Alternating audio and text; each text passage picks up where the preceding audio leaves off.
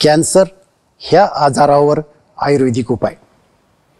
हिरक भस्म 600 mg, वसंत मालती रस 3 ग्रॅम, सुवर्ण माक्षिक भस्म 5 ग्रॅम, गिलोय सत 10 ग्रॅम, प्रवाळ पंचामृत रस 5 ग्रॅम, अभ्रक भस्म 5 ग्रॅम, शिला सिंदूर 3 ग्रॅम, ताम्र भस्म 2 ग्रॅम, वसंत कुसुमाकर रस 1 ग्रॅम.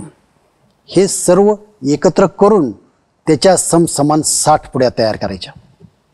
दररोज सकाळी 1 पुडी आणि संध्याकाळी 1 पुडी जेवणानंतर घ्यायची. याबरोबर इतर घ्यायची औषधं म्हणजे कर्क्युमिन गोल्ड गोळी सकाळी 1 संध्याकाळी 1, कांचनार गुगुळ गोळी सकाळी 2 संध्याकाळी 2, वद्धी वाधिका गोळी सकाळी 2 संध्याकाळी 2 जेवणानंतर घ्यायच्या. दररोज सकाळी उपाशीपोटी 2 चमचे देशी गाईचं गोमूत्र पाण्यातून घ्यायचं.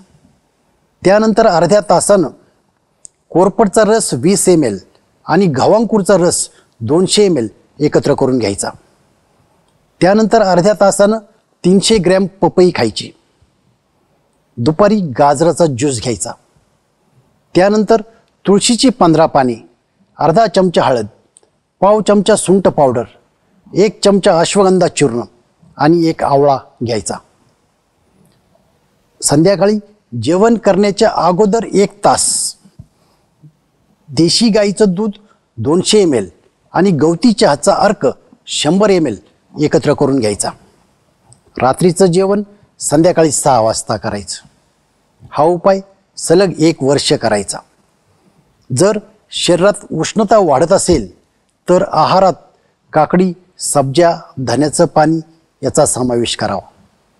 याबरोबर दररोज सकाळी 5 मिनिट सूर्यदर्शन घ्यायचं. सूर्यदर्शन केव्हा घ्यायचं तर सूर्योदय होत असताना, ज्यावेळी सूर्य 30 डिग्री ते 70 डिग्रीत असताना, म्हणजेच सूर्य अर्धा दिसत असताना तेथून पुढे 8 मिनिटांच्या दरम्यान. सूर्यदर्शन घेत असताना डोळ्यांची उघड झाप करू शकता.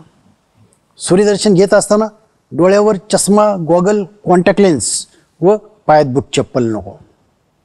दररोज सकाळी 30 मिनिट सूर्यस्नान घ्यायचं. जर हा उपाय करायचा असेल तर तज्ज्ञ वैद्याच्या सल्ल्यानेच करावा.